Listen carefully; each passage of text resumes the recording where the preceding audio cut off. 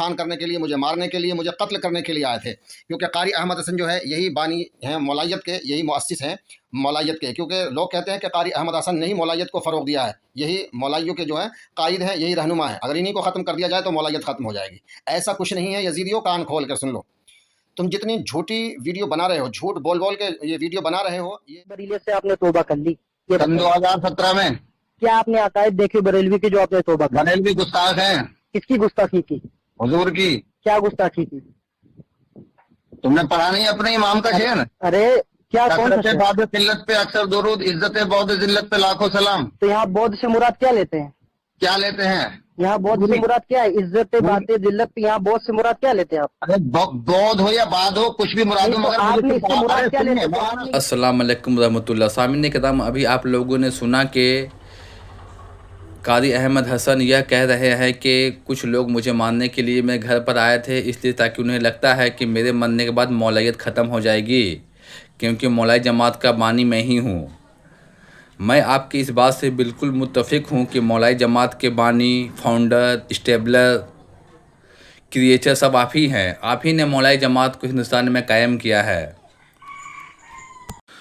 2017 میں اس نے بریلیت کو چھوڑ کر کے مولائیت کو قبول کیا اور یہی اس جماعت کا فاؤنڈر ہے۔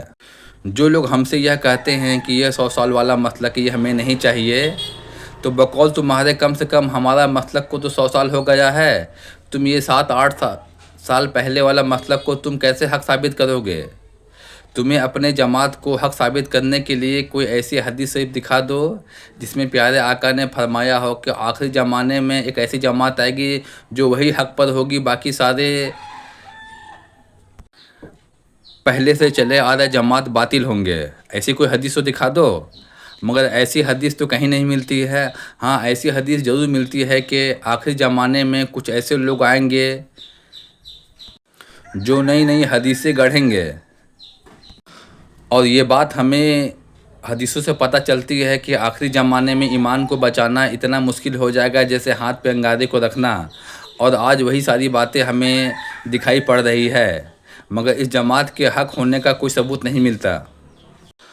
تم لوگ ہم سے کہتے ہو کہ بریلویوں نے اپنا نیا مسلک بنایا ہے، تو مجھے کوئی ایسی ایک بھی کتاب دکھا دو اعلیٰ حضرت کی جس میں انہوں نے کہا ہو کہ میں نے ایک نیا مسلک بنایا ہے۔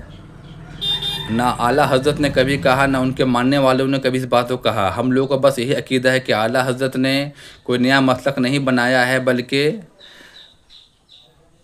ہمیں بد مذہبوں کے بد عقیدوں سے بچایا ہے، اور حقیقی سنی کیا ہے انہوں نے بتایا ہے، نہ کہ انہوں نے سنیت کو بنایا ہے۔ مسلک اعلیٰ حضرت کا نعرہ ہم لوگ باطلوں سے فرق کرنے کے لیے لگاتے ہیں۔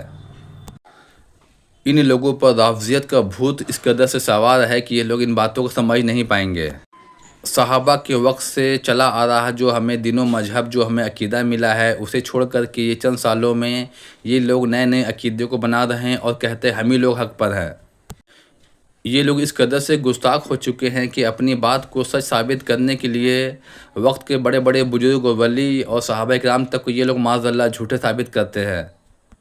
اللہ ہم سب کو ایسے فتنوں سے بچائے، اور اس جماعت کا بانی قاری احمد حسن نے اپنے قول سے یہ ثابت کر دیا ہے کہ یہ بالکل نیا دین، نیا مذہب، نیا طریقہ ہے جس کا فاؤنڈر یہی ہے۔ اب میرے اس پیغام کو اپنے سنی بھائیوں میں شیئر کریں، دعاؤں میں یاد رکھیں۔ آپ کا بھائی فی امان اللہ۔ انشاءاللہ پھر کسی اگلے ویڈیو میں ملاقات ہوگی۔